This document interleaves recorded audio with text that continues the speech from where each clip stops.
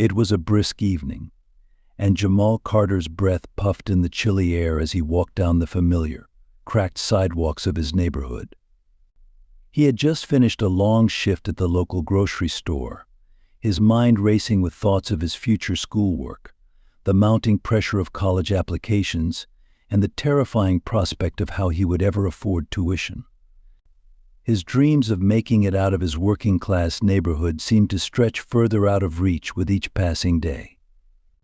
Jamal had just reached the bus stop when his eyes caught sight of something unusual, a sleek black luxury car idling near the curb. He wouldn't have thought much of it if it weren't for the man stumbling out of the driver's seat, clutching his chest, his face contorted in pain. Jamal's instincts kicked in. Without hesitation, he sprinted toward the man. "Sir. Are you okay?" Jamal's voice cracked with urgency as he reached the stranger's side. The man groaned, his hand pressing hard against his chest, and then, with a violent spasm, collapsed onto the cold concrete. Jamal dropped to his knees beside him, fumbling in his pocket for his phone. His hand shook as he dialed 911, his voice rising in panic as he told the operator, "There's a man having a heart attack. Please hurry." The operator guided him through the basics of CPR. Jamal pressed down on the man's chest, his heart racing, his mind desperately willing this stranger to survive. The minutes stretched endlessly. Onlookers had gathered, but none moved to help. Jamal could feel their eyes on him, suspicion lurking behind their stares, and he knew why. In this affluent area, a black teenager kneeling over the body of an older white man didn't look like a rescue mission to them, it looked like trouble. He could hear faint whispers from the crowd. No one said it aloud, but Jamal knew what they were thinking. They were waiting for him to make a wrong move. By the time the ambulance arrived, Jamal's arms were shaking from the effort. The paramedics jumped out, rushing over to take control. Jamal stepped back, his breath heavy, his hands trembling as he watched them work. Moments later, 2 police officers arrived, their hands already resting on their belts. Jamal's pulse quickened. He stood still as they approached, eyes narrowing as they took in the scene. "What's going on here?" one of the officers asked. His voice clipped, his eyes flicking from Jamal to the paramedics working on the man. I was helping him," Jamal stammered. "He was having a heart attack. I did CPR until they got here." The officer's eyes lingered on Jamal for a beat too long. The other officer asked, "What's your name?" "Jamal." "Jamal Carter," he answered, his voice steady, but inside he was boiling with frustration. He had just saved a man's life, but here he was, being treated like a suspect. "Where were you before this?" the officer pressed, suspicion lacing his tone. "I was coming home from work," Jamal replied, holding back the urge to snap. He glanced at the paramedics, who were loading the unconscious man onto the stretcher, hoping someone might vouch for him. Instead, one of the bystanders piped up. He was the only one who helped, a small nod of approval, but it didn't erase the tension. The officers eventually let Jamal go, but the experience left him feeling bitter. Even when you're a hero, being black meant you were always under suspicion. Jamal watched as the ambulance sped away, the sirens fading into the distance. He didn't even know the man's name. All he knew was that his life had just intersected with someone from a world so different from his own, a world that, despite his actions, still looked at him with doubt. The next morning, Jamal was still shaken from the night before. He told his mother and sister about what had happened, recounting how he had saved a man's life. His sister Tasha looked at him with wide eyes. "You're like a real-life superhero," she exclaimed, her voice full of awe. Jamal smiled but waved it off. "I just did what anyone would have done." Later that day, as he was leaving school, a sleek black sedan pulled up to the curb, its tinted windows making it impossible to see who was inside. Jamal's stomach dropped. Was it the police again? His heart raced, and he began to walk faster. But the passenger window rolled down, revealing a man in a sharp suit. "Jamal Carter?" the man asked, his tone brisk and businesslike. Jamal stopped in his tracks, nodding cautiously. "Yeah, who's asking?" The man gestured toward the back seat. "I'm Mr. Harrison, Mr. Jonathan Coleman's lawyer. Mr. Coleman would like to see you." Jamal's eyebrows shot up in surprise.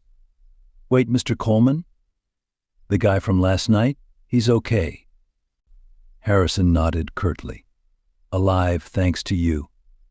Now Mr. Coleman would like to meet with you."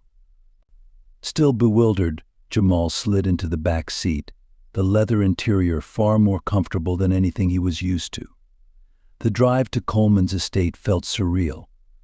As they crossed into the wealthier part of town, Jamal couldn't help but notice the towering mansions and perfectly manicured lawns.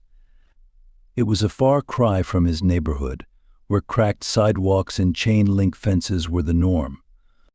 When they arrived at Coleman Manor, Jamal's discomfort only grew. The house was enormous, an old-world mansion with ivy climbing the stone walls. Harrison led him through grand halls lined with artwork that probably cost more than his entire house. Jamal felt out of place, a stark contrast to the wealth and privilege that surrounded him. They entered a lavish sitting room where Jonathan Coleman waited by the fireplace. The old man was pale but alive, his sharp eyes studying Jamal as soon as he walked in. There was no warmth in his gaze, only an appraising look, as if Jamal were a puzzle to be solved. "You saved my life," Coleman said, his voice gravelly. Jamal shifted uncomfortably. "I just did what anyone would have done, sir." Coleman snorted, his expression hardening. "Nonsense. Most people would have walked by, pretended not to see. But you didn't. You acted." Jamal didn't know what to say.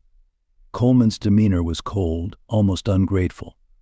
Despite the fact that Jamal had saved him, there was no sense of appreciation in the room. Instead, there was a sense of superiority, as if Coleman were weighing Jamal's worth in the moment. "I owe you," Coleman continued, his tone curt. "And I'm not a man who leaves debts unpaid." Before Jamal could respond, Coleman leaned forward slightly. "I have a proposition for you.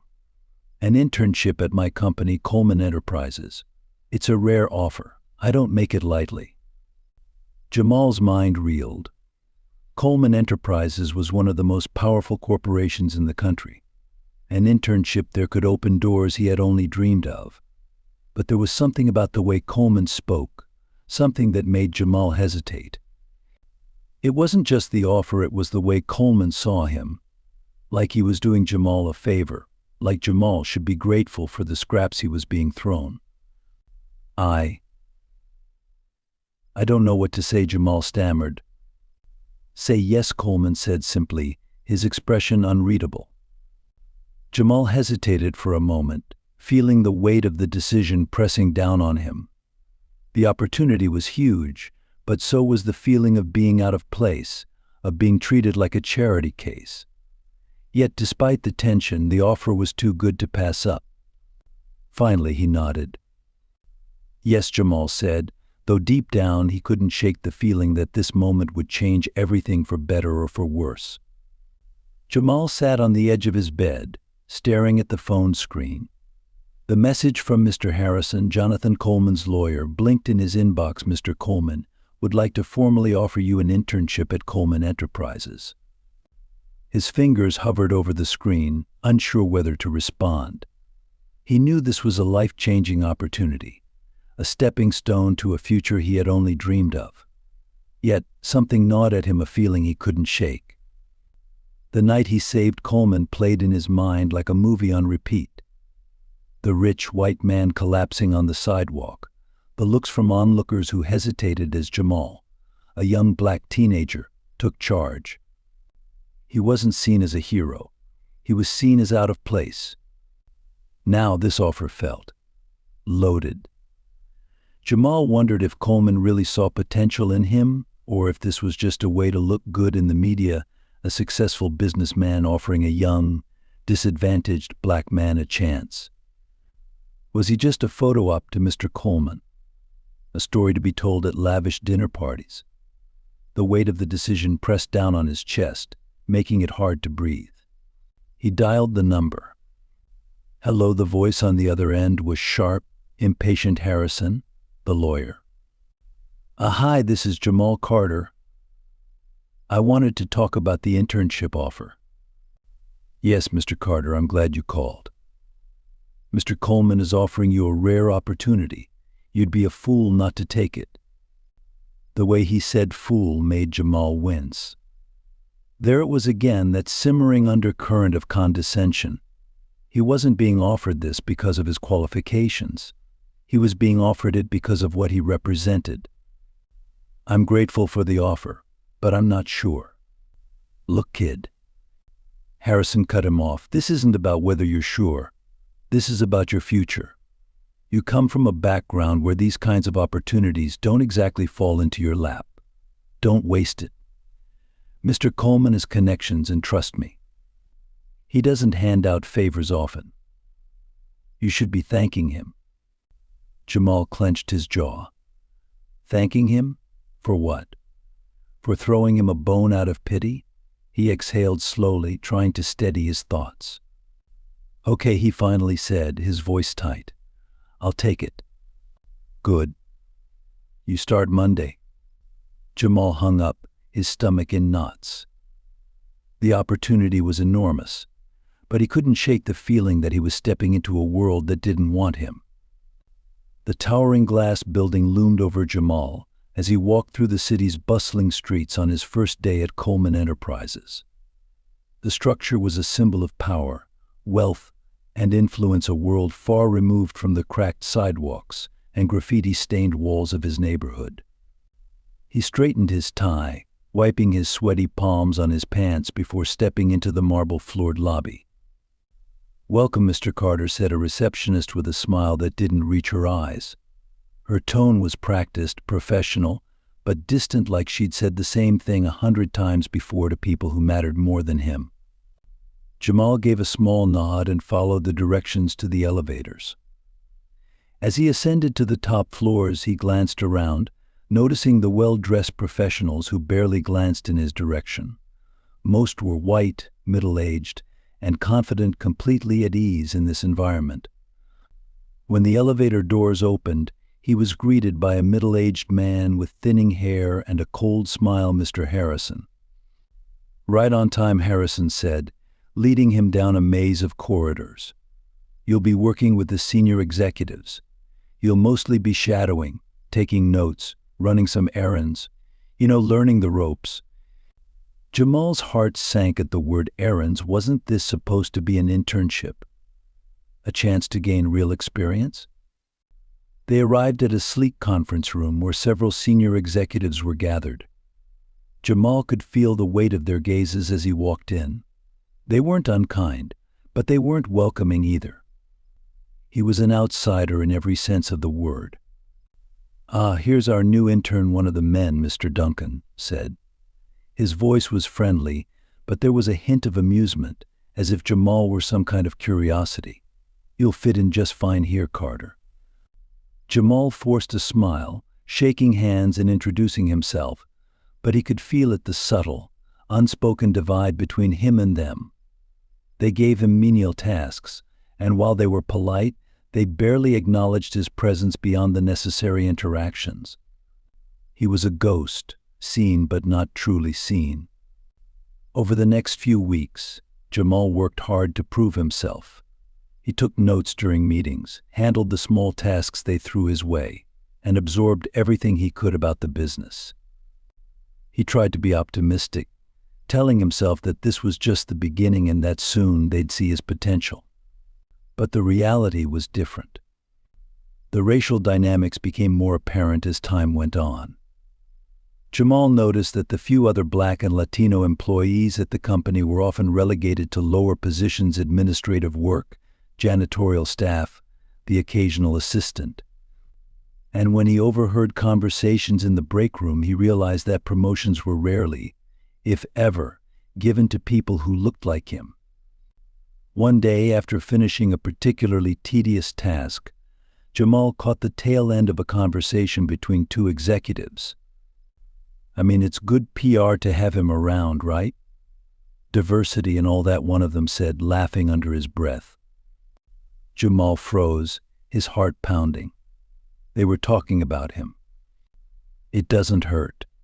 Coleman's a smart man. Knows how to keep the media happy." Jamal clenched his fists, a wave of anger and humiliation washing over him. He wasn't here because they saw potential in him. He was here because he fit a narrative, a young black man from a poor neighborhood, rising through the ranks thanks to the benevolence of Jonathan Coleman. It was all a game to them, a way to check off a diversity box without actually changing anything. Later that week, Jamal was assigned to assist with a major project. It was his chance to show what he was capable of. But when he arrived at the meeting, he was handed a pile of folders to distribute, while the white interns were seated at the table, ready to contribute ideas. "Just hand those out and sit over there," Carter, Mr. Duncan said, gesturing toward a chair in the corner. Jamal's blood boiled. He had been working just as hard, if not harder, than everyone else, yet he was being sidelined, reduced to nothing more than a glorified assistant. His hands trembled as he passed out the documents, his jaw clenched tight. During the meeting, he couldn't help but notice how the executives praised the white interns for their ideas, even when they were flawed or underdeveloped. When one of the minority employees offered a suggestion, it was dismissed without a second thought. The message was clear: if you weren't part of their inner circle, if you didn't look like them, your voice didn't matter. As the weeks passed, Jamal became more disillusioned. He had come here with high hopes, but the reality was a bitter pill to swallow. The racial tension was palpable, even if no one spoke about it outright. The microaggressions, the subtle slights, the dismissive looks, the way his opinions were ignored cut deeper than any overt insult. Jamal started to question everything. Was this the price of success? Was this what he had to endure to make it in this world? To be surrounded by people who didn't see him as an equal, but as a token, a symbol, something to be used to their advantage. He had been raised to believe that hard work and determination could take him anywhere. But here, in the cold, sterile halls of Coleman Enterprises, it felt like those values didn't matter. Not when the color of your skin determined how high you could climb. One evening, as he sat in the break room, staring at his reflection in the polished glass window, Jamal realized that he was at a crossroads. He could continue down this path, swallowing his pride and ignoring the racism that simmered beneath the surface. Or he could walk away with his integrity intact. The decision wasn't easy. He had worked so hard to get here. But deep down, he knew what he had to do. The next day, Jamal walked into the office, head held high, determined to make a change not just for himself, but for everyone who had ever been marginalized, overlooked, or silenced because of the color of their skin. He was done being a pawn in someone else's game. It was time to take control of his own destiny. The air in the office was thick with tension, the fluorescent lights flickering faintly overhead. Jamal sat at his desk, glancing nervously around the pristine, modern office of Coleman Enterprises. He had been here for weeks, learning the ropes, shadowing executives, and trying to fit in. But despite the outward glamour of the corporate world, something felt wrong. He couldn't shake the nagging feeling that beneath the glass walls and polished surfaces lay something much darker. One evening, after the senior executives had left for the day, Jamal found himself alone in the office, trying to finish some paperwork for a project. His eyes wandered toward Jonathan Coleman's office, a place he had only entered a few times but always left with a feeling of unease. The door was slightly ajar. His curiosity got the better of him, and he stood, walking quietly toward the office, his footsteps muffled by the plush carpet. Inside, Coleman's desk was as immaculately arranged as ever, but something caught Jamal's eye. A file half hidden under a pile of loose papers.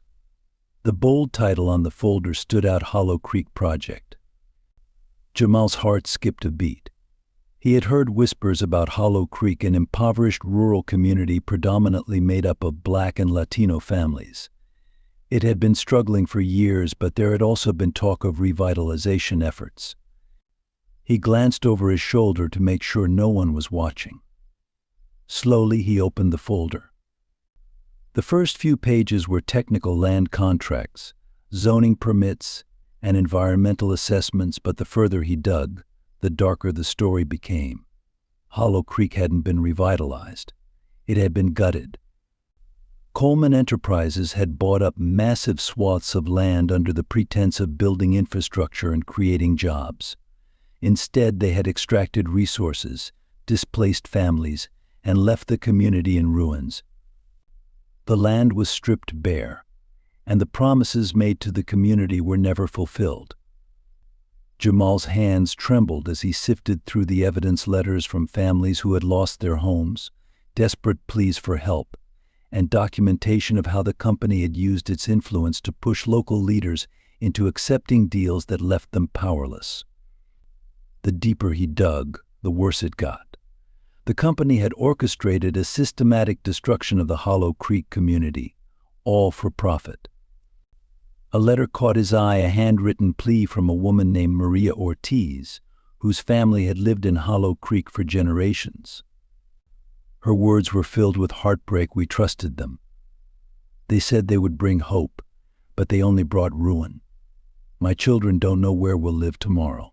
We've lost everything." Jamal's stomach churned. His suspicions about the company's unethical practices were confirmed, but this went far beyond what he had imagined. It wasn't just bad business. It was exploitation, racially targeted and systematic. Coleman had built his empire on the backs of people who couldn't fight back. His breath came in shallow gasps as the weight of what he had uncovered settled over him.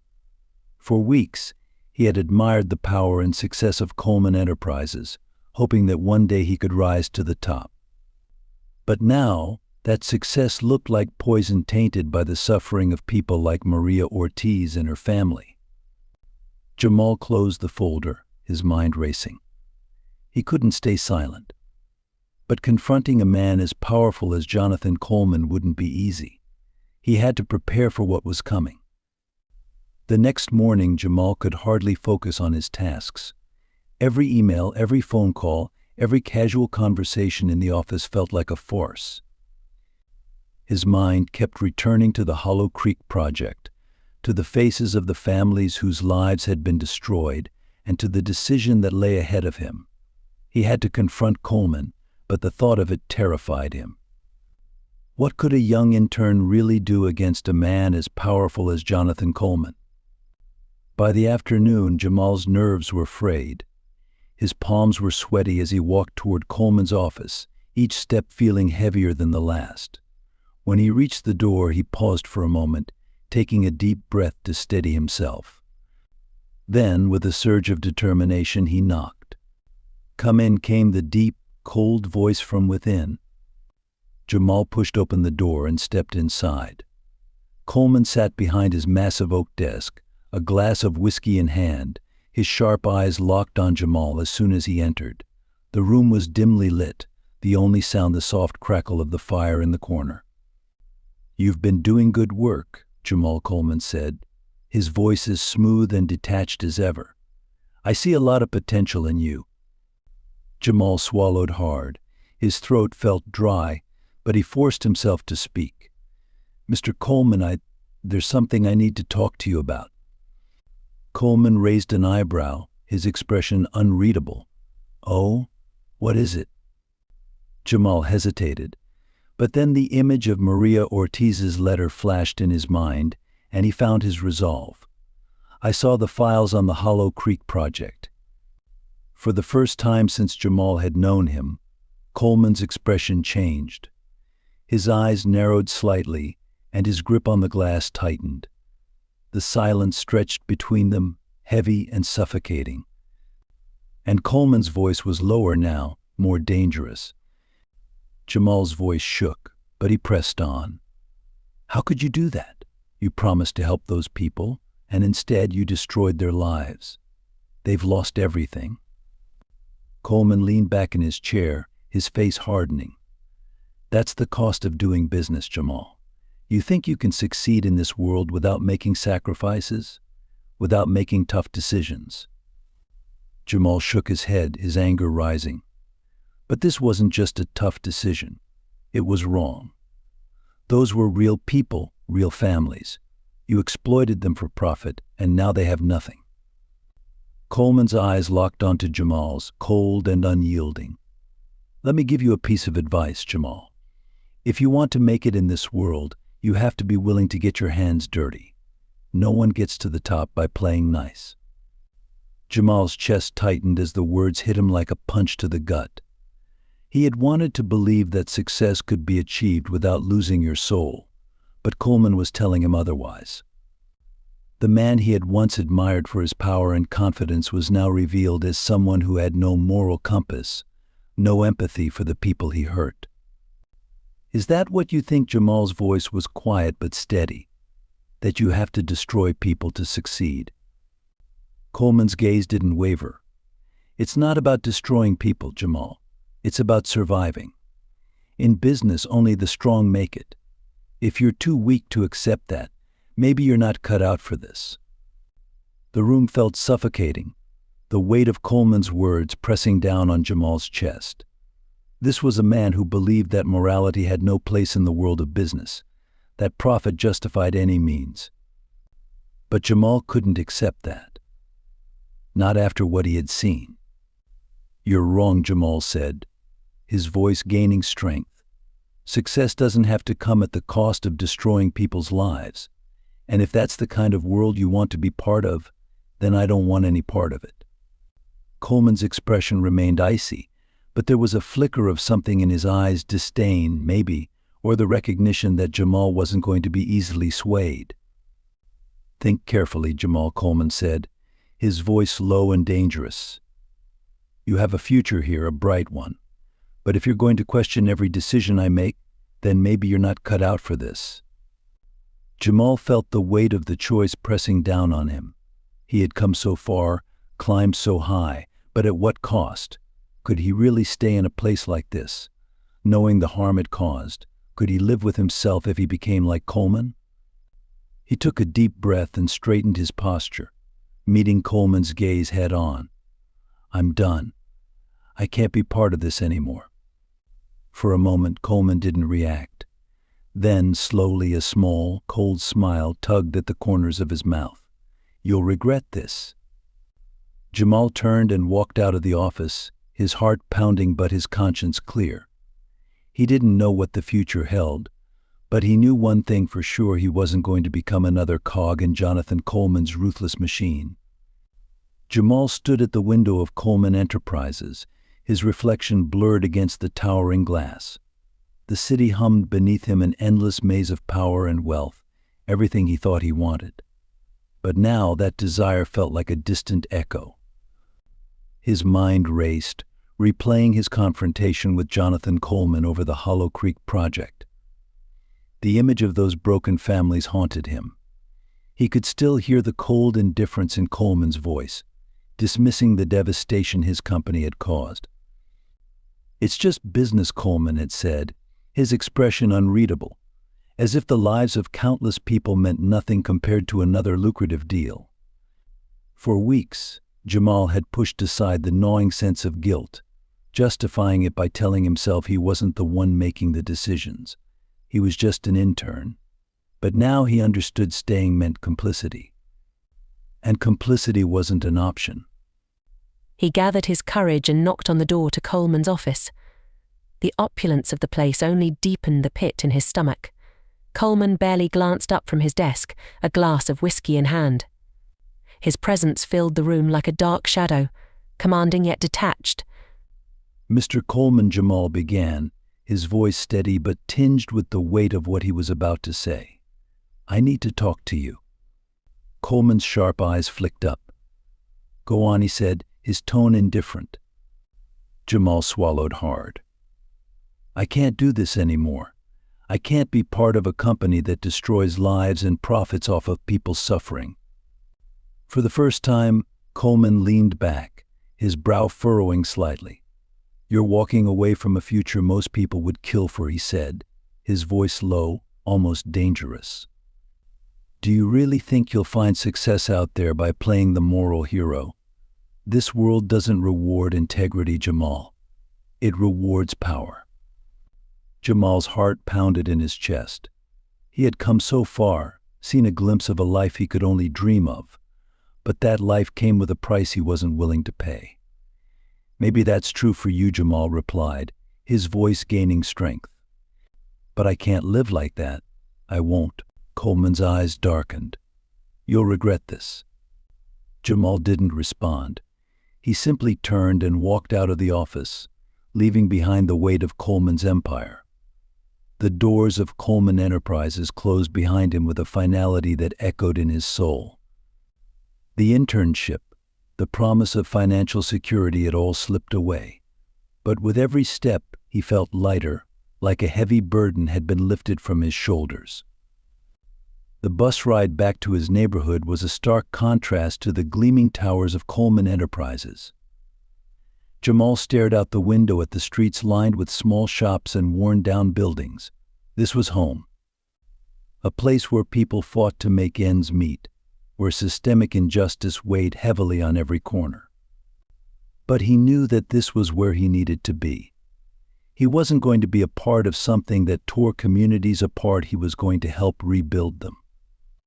The first step was reconnecting with the grassroots organizations he had always admired. He walked into the small community center, its walls covered with posters of protests, petitions, and local heroes.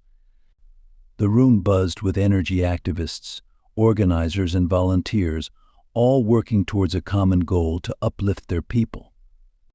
Jamal had met these people before, but now he was one of them. He had something to offer, a new set of skills he had learned at Coleman Enterprises.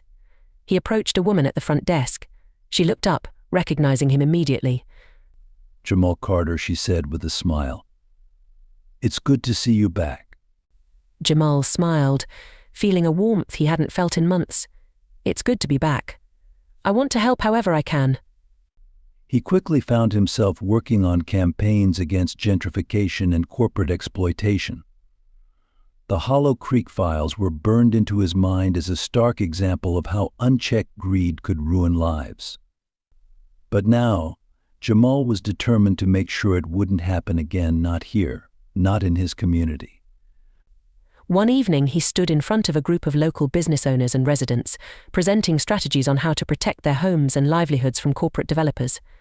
"We can fight back," he said, his voice strong and passionate. "We have the power to organize, to resist these companies that think they can walk all over us. They may have money, but we have people, and we have each other." The room erupted in applause, and Jamal felt a sense of purpose that far outweighed anything he had felt at Coleman Enterprises. He was no longer just a cog in a ruthless machine, he was part of a movement. Months passed, and Jamal's life was far from easy. Without the steady income from Coleman Enterprises, he had to juggle school, community work, and part-time jobs just to stay afloat. But every day, as he walked the streets of his neighborhood, he knew he had made the right decision. He often thought back to Coleman's parting words, "You'll regret this."